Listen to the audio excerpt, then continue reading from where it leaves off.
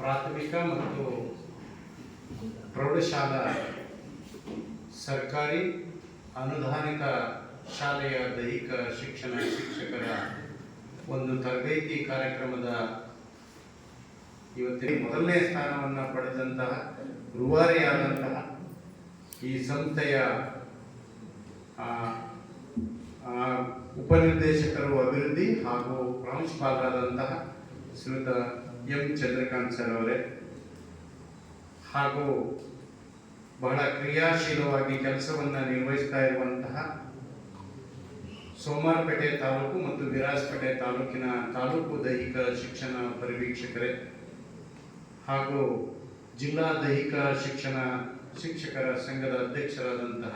ಪ್ರಕೃತಿಯಲ್ಲಿ ಚಿಗುರ್ತಾ ಇದೆ. ಹಾಗೆ ನಮ್ಮ ಬದುಕಿನಲ್ಲಿ ಕೆಟ್ಟದ್ದನ್ನ ಸುಟ್ಟು ಒಳ್ಳೆಯ ಬಣ್ಣ